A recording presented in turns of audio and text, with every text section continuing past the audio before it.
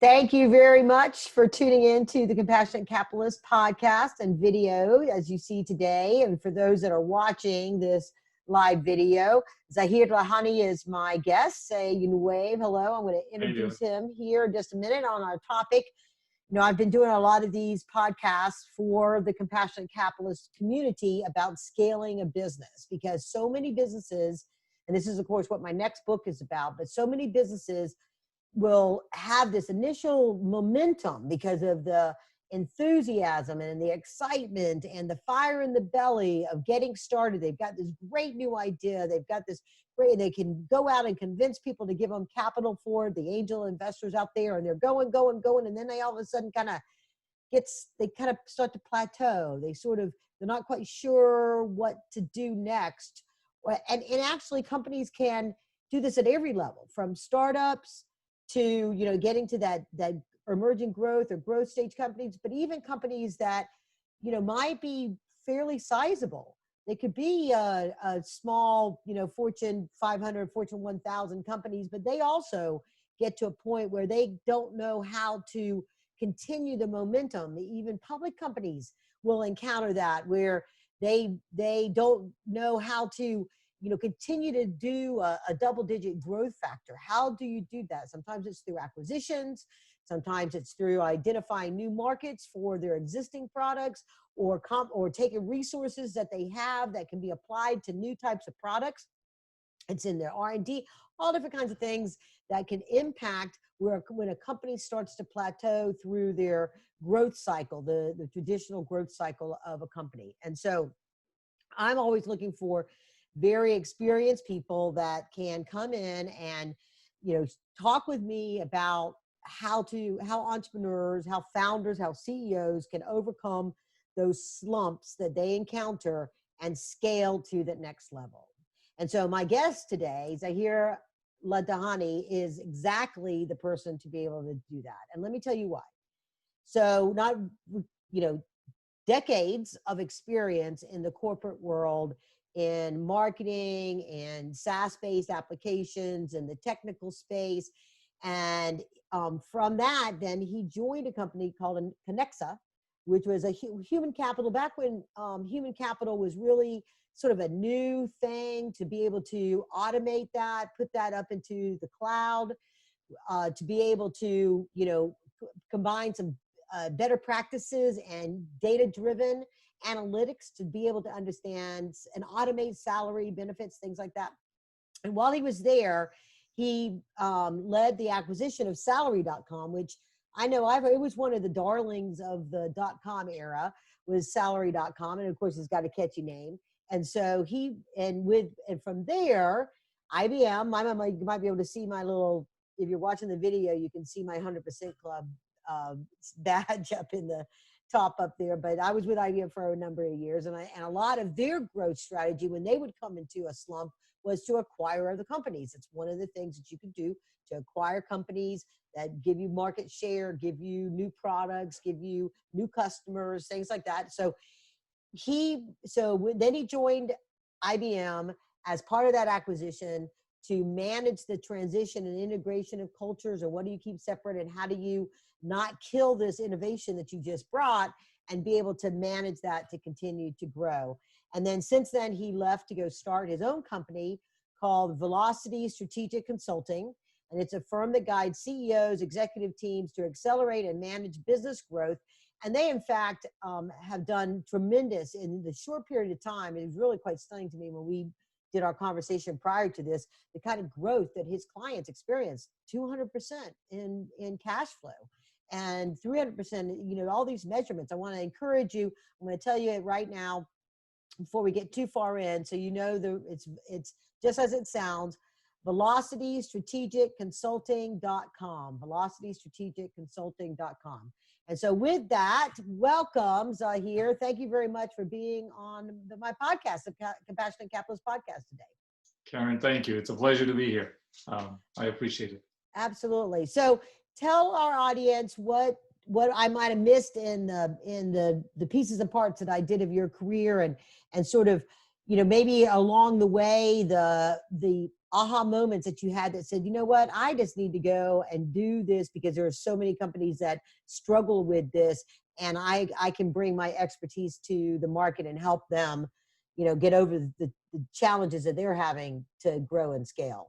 No, Karen, that's great. Absolutely. And I won't take too long, but you went and took my career to Connexa. Before Connexa, I had a very, very interesting career with AstraZeneca, a pharmaceutical company.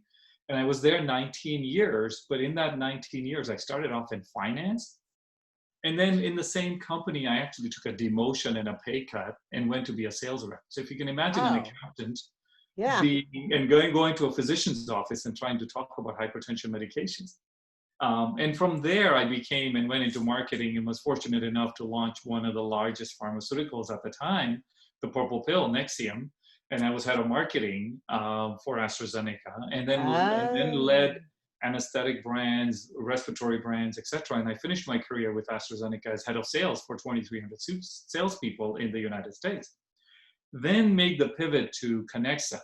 And the reason I wanted to share that is I believe now this whole view of running organizations and running careers is no longer this old climbing a ladder. You don't climb okay. career ladders, you climb mountains. And a mountain is much, much higher, but you need a breadth of experience. And I believe today people coming into organizations need more breadth of experience. To scale companies, you can be a specialist, but you need to have breadth of experience to do that. And we can talk more about it, but that's a little bit of the background that I wanted to share that I bring to helping now organizations as they grow. Been there, done that, and now learning further because you can never stop learning. Yeah. Well, one of the books that I use a lot within my coaching, I'm sure you're familiar with it, the E-Myth Revisited. Yes. And so that's the whole premise is, working on your business, not in your business. But part of it is understanding once, for CEOs and founders to understand the different aspects of the business so they can be effective in hiring the people or the consultants and the strategies and be the architect of the entire plan because they understand the different aspects of the business. And you were able to do that as you navigated your career through business and now obviously as a consultant. So bravo to you for having that insight. No, thank you. And I fully agree. You don't have to you don't have to do the stuff they're doing, but you have to know what they're doing so you can have that dialogue and help them see that vision and implement that vision. Absolutely. Fully Sure. agree. Yeah. Yeah. And because part of it too, I think, and we'll get into our specific topics, but, I think that if you've not done that, say you're a technical person. So you're the person that a lot of times startups have this. They have somebody that's invented something or has, developed something and they have this, I want to necessarily call it Pollyanna, but they have this limited view of what it's going to take to sell it because they don't really understand the sales process. And and this also, I see this all the time when they're raising capital as well. It's because they know how awesome and great this thing that they invented is. And so they just believe everybody's going to want it no matter what, just because it's so awesome.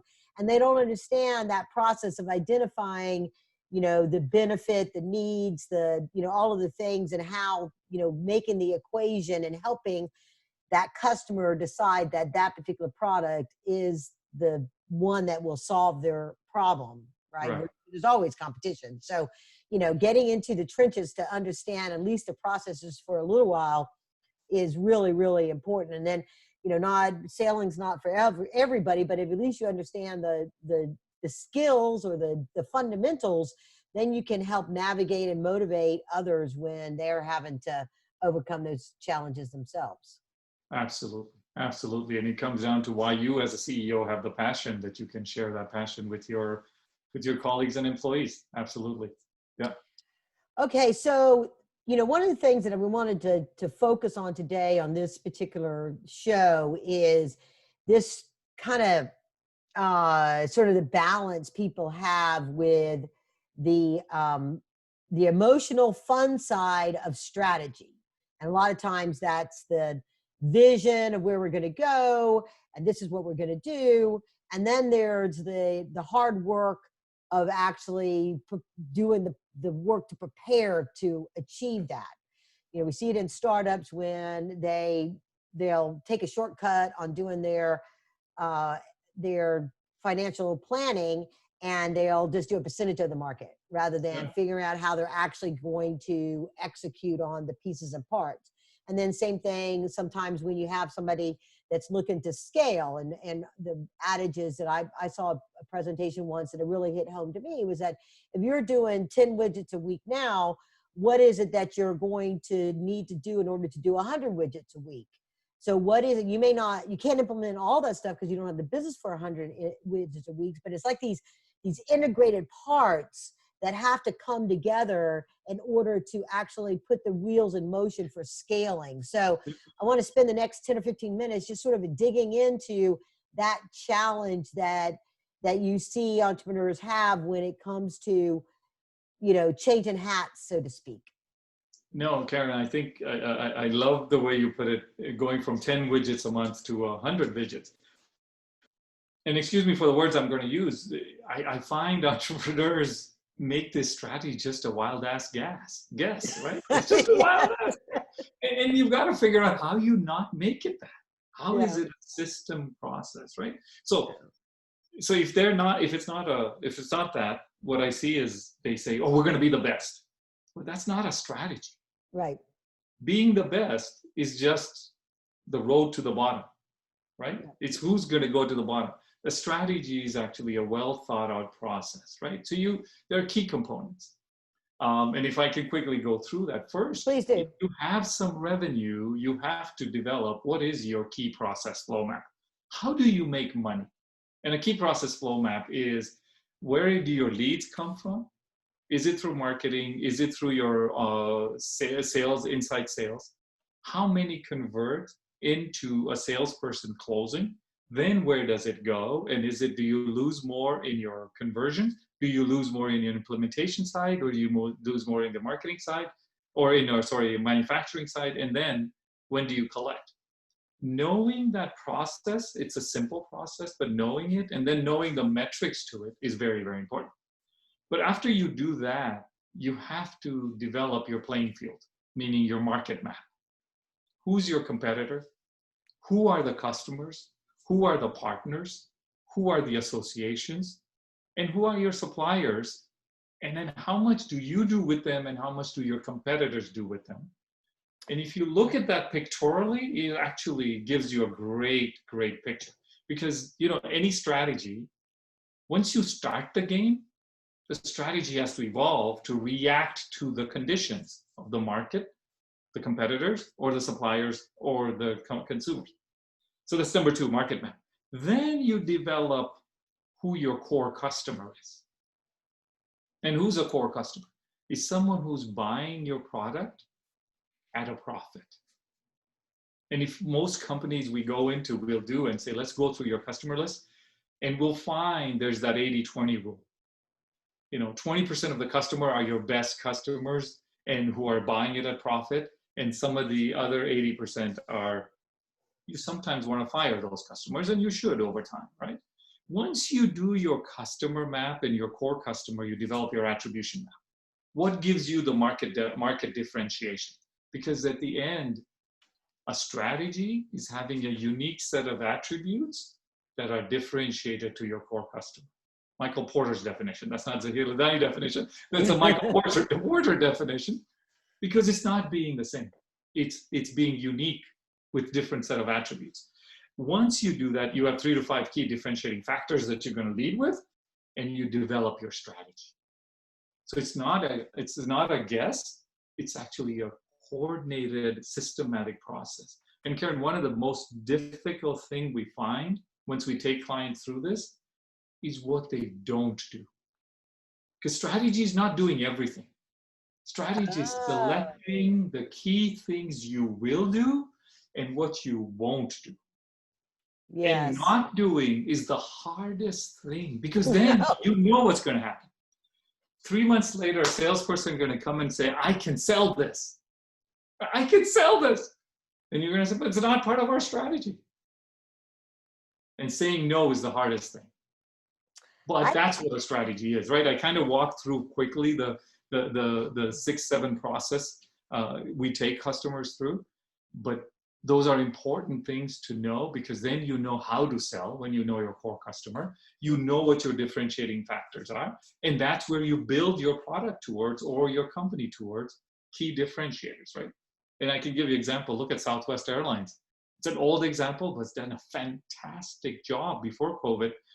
They managed a low-cost airline, which nobody else has tried. Many have tried and couldn't replicate, because their business was run and developed, and their processes are developed to fit that key differentiating factor.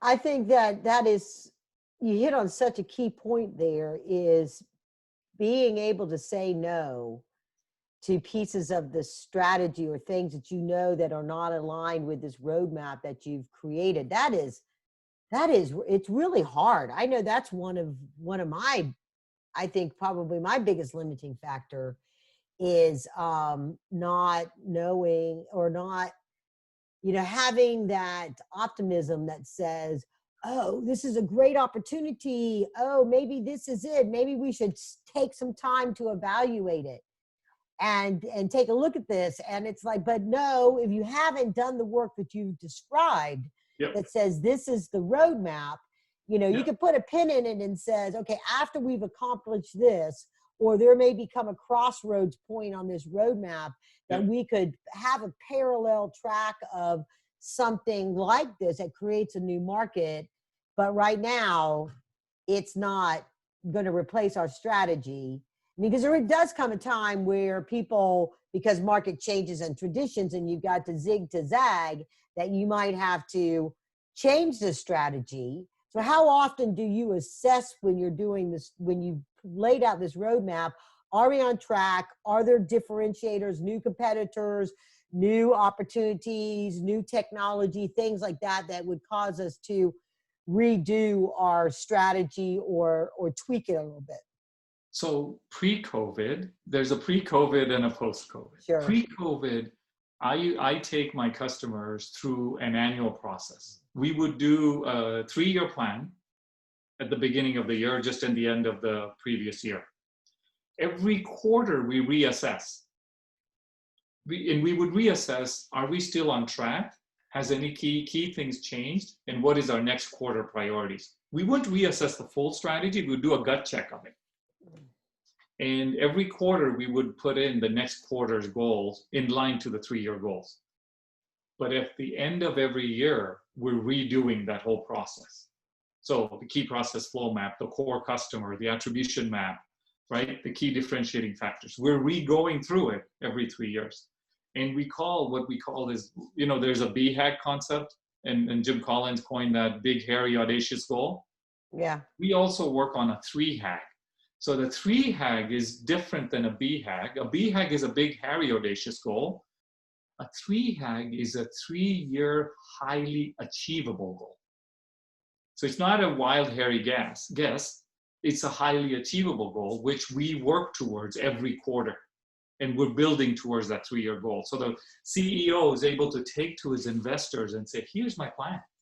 And I've got actually a swim lane that takes every item that I'm going to be differentiated at, and I know exactly when I'm going to deliver this. But we're reassessing it every quarter. Post-COVID, Karen, what we've done is actually monthly, because some businesses had to evolve, we reassess it. And we monthly look at things.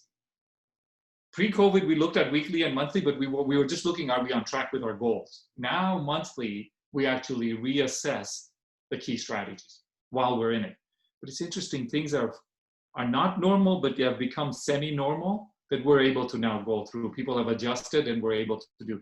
But we haven't made major changes. We've added on potential areas that we could take advantage of, that opportunities came up. But it's very important not to do it on a dime. It has to be a process that the team meets together, has the thought process, and thinks through. So what do you what do you say to that entrepreneur out there that's listening to this, and they're so far into I'm the one arm paper hanger. I'm, putting out this fire and that fire, and they're in a react mode, particularly in the event of COVID, right? Because that took a lot of people by surprise. Yeah. And, they're like, that's a luxury. I just don't, how do they put a stake in it, like right here, and step out of it to be able to plan and put a strategy that says, this is how I'm going to navigate so I am alive and thriving as a business, to have a 3-year plan. So Yeah. what do you do to give them confidence that they're not, because they're operating a lot of times out of fear. Their fear that everything that they work so hard for is just going to fall apart, and they're all they know how to do is, so what do you say to a person like that? I would repeat what one of my clients, Jason, he's a CEO of a great company that I work with, said to me as COVID was hitting. And I said, Jason, are you getting value right now? And we speak weekly, and because Jason and I have just developed a great relationship now. And he said, Zahir, this is the time I need you the most. When it's easy when things are normal to grow. At the time of chaos, I need priorities. Priorities give clarity and purpose, right? Metrics give foresight, right? And he said, this is the time, when somebody's too busy is the time they need to stop and develop priorities and develop a plan and give clarity and purpose into their organization. And so everybody knows where we're headed. And metrics then are put into place after you develop your priorities to provide the foresight to where we're headed. So one of the things we tell our companies is, in scaling up, you need to become predictable. You can't run a company when you can't predict your quarter, you can't predict. It's not fortune telling, it's prediction by numbers. It's prediction by analytics, looking backwards and looking ahead, right? And that's what you need to do is predictability and forecast your business so you're not caught off guard.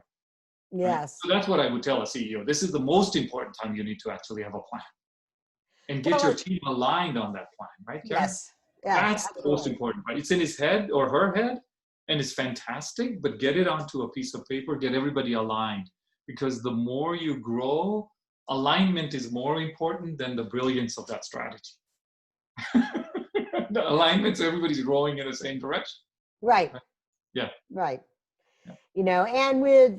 And in today's uncertain times, as a company, I think those kinds of things of understanding that and restating it to the workforce will give your workforce confidence to be very focused in their job and not at least worried about that, because they know that they've got a leader that is thinking through the situation and not just reacting to the situation, so that I've done some other podcasts on this idea of being the leader that people will trust and follow, because you have been honest with them.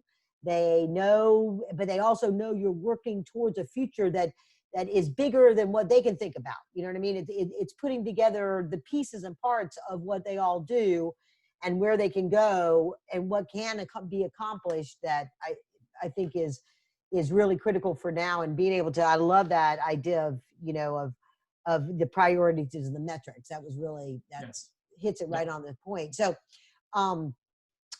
so this is all comes to play too, because as we have seen, you mentor startup organizations. You're teaching over at Kennesaw State University.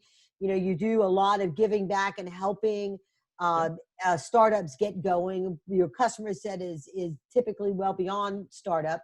And so there's one of those things that I think as I spoke about at the very beginning, when companies have raised a little bit of money, they raise an angel round, let's say, and then they, for whatever reason, they didn't anticipate when they were going to need the money properly. They were in the wrong industry. They missed the next round of the VC, and they end up kind of floating in to this plateau. Yeah.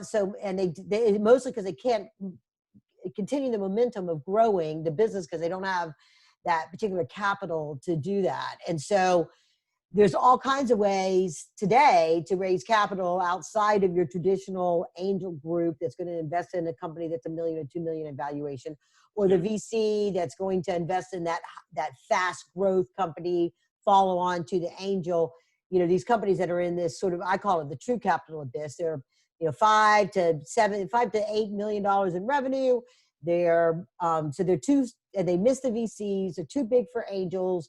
They're too small for private equity funds. They need to raise $5 million, and they've missed they can't get it from a bank when they're, you know, that's almost their entire revenue, right? And so part of it is in preparing for this, and the point that I think that one of the reasons why they can't just ask for the money, and the thing that I require them if I come on as an investor relations to help scale their business, is that they must do the work that you're talking about. So those investors that may never see them because they're raising money on a national basis through a 506c or a Reg A plus or something like that, they have to have confidence that they've got this kind of, they've identified the problems that they have that are limiting their profitability and their growth and their scale. And that may be people, that may be developing the new processes, but all of that becomes part of what is necessary in order to give confidence to that sophisticated investor to invest in you in a growth stage that company could be in if they're able to solve this problem. So as you know, it's most companies don't even know that they have the ability to do that. So speak to this idea of changing people and undoing the way we've always done it. So it's not so much, the other things that you talked about are really clear where they're going to, you know, they're going to assess their key processes, because there's sometimes companies are sort of, they haven't yet got rooted in a way of doing it, or Jane hadn't been with them since the start, right? Yeah. Or, you know, these kind of things. So how do you help a CEO and a founder navigate that? You know, we talked about the emotion of strategy for the hard work of the planning, but now it's the emotion of the way we have done things, or the people that we've done it with, and having to make that change for the better good of what they're trying to accomplish with their company. You ask a very interesting question that when I'm talking to CEOs as part of the onboarding process of our program, I would ask them a very difficult question. And the difficult question would be, Mr. or Mrs. CEO or Miss CEO, would you enthusiastically rehire every one of your stakeholders? Yeah. Now I said stakeholders, right? And stakeholders are your executive leadership team, is your ownership team, and your customers. But let's go into the executive leadership team, right? You know the adage, what got you here is not going to get you next. And people always have the soft spot for some people who have grown with them, but they've been outgrown to their role. And when we ask that question to the CEO, invariably she's going to say to us, and have a long pause when we say, would you enthusiastically today rehire everybody on your leadership team? And she will invariably take a long pause and say no. So the question is, okay, it doesn't mean let's move today. What do we need to do? And we go through this process, Jim Collins dubs it, having the right people on the bus, in the right seats, doing the things right? And so we figure out what are the seats we need on this bus of this organization today to take us to tomorrow. Let's not worry about the day after tomorrow, but let's at least get this 3-year plan. And in that 3-year, what are the seats that we have today, and what are the seats are missing to get us there? And then we assess, are these the right people? And the assessment of people comes in a dimension of two things. On the x-axis, we put down productivity. But on the y-axis, we put down core values, the core values of the organization. And we want people who are high on the core values and high on productivity. The most dangerous people in the organization, especially at the leadership team, are high on productivity, but low on core values. They're knocking it out of the park in delivering business results, but they don't live to the values we have of our organization. But we tolerate them because they're bringing in the business. And Ooh, that's a tough one. it is, isn't it, Karen? It is very difficult. But we coach those people. And then at the end, I encourage the CEO and say, we need to coach them as much as we can, but then we need to let them go. If they're not willing to move to living the core values, either you don't believe your core values, then don't tell them these, don't tell the organization these are your core values. Or let's move them on, because you know what happens if you let them go? The others rise. Because if we tolerate them and keep them, others know that these core values really don't mean anything. Right. But A players are the ones who are high productivity, high core values. And then the business, now we've got something. Because it doesn't matter what comes at you, COVID or no COVID, the A players are what's going to help you solve it. Not the CEO alone is not going to be able to solve it. The people around them are going to help them come up with ideas and how we deal with this. And so that's the key, very difficult exercise, but we go through that. And we do that exercise with our companies at least once a year, not just at the executive level, then we take it to the next level and the level after. Because over time, everybody in our organization needs to be an A player. And we want to have A players. Never do we get there, but we're always working towards that, right? So that's the part of how to put and get people on your organization that are thriving and helping you thrive and grow. Yes, that's great. That's great. And bringing it back to the, the plan, the key processes, the marketing, all that, all those elements of where it's going to go. I mean, part of what the first part of the book Scale that I'm working on is also rediscovering that fire in your belly. So you're willing to go through the hard work of doing these things because, it's almost, I think in some cases, entrepreneurs, unlike say somebody that's just been hired in as a CEO, when you're the founder and CEO, and maybe you've taken on a different position, but you're still it's still your baby, so to speak, right? And you set out originally with this vision of what it was that you were going to accomplish, the impact you were going to have on the world. I call it the entrepreneur's thumbprint on the world. And, what was that going to be? And you may lose sight of it. And so it's one thing to have it like, oh yes, I'm still going to do that. But if you don't have any way of knowing how you're going to get there, it's just this idea. And there's the subconscious negativity of realizing you're not going to make that idea that battles with the consciousness of saying, you're going to have to really pull your bootstraps up, put your big boy pants on, Karen, because you got to get back in the game and work it as if you didn't know better. Yep. And forget all of that stinking thinking of whatever setbacks and disappointments you had, because it's going to be worth it. And you want this. How bad do you want to actually accomplish the things that you originally set out to do when you first got started? And I think getting that emotional buy-in to drive the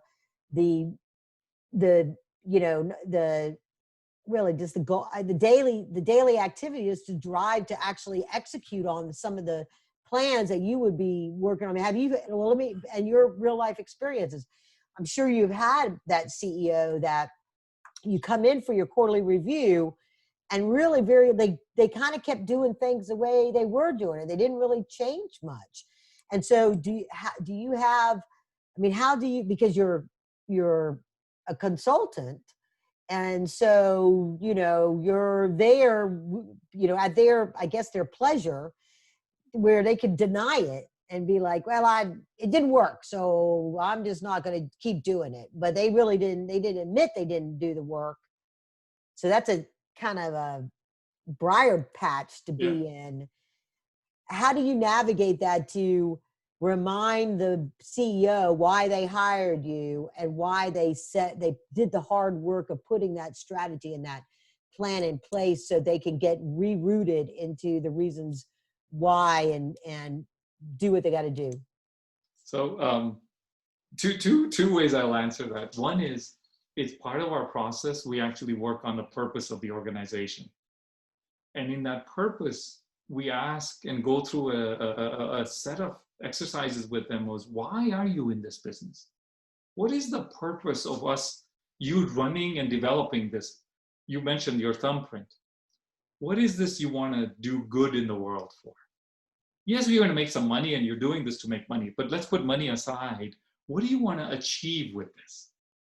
And what is the purpose of this organization? We actually get to clarity and come up with a phrase or some words that put the purpose of this organization together. Right? Look at Disney. Disney's purpose is happiness, right? Starbucks is this third place that they achieve for us. Every organization needs a purpose. Employees need more than money. They need something they know this organization works towards, right? And so when we're talking, we bring it back to the purpose of the organization many times.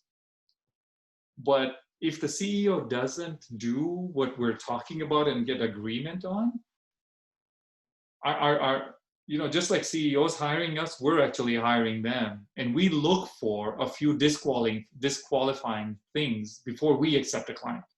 So if a CEO is not a learner, we generally don't take them on.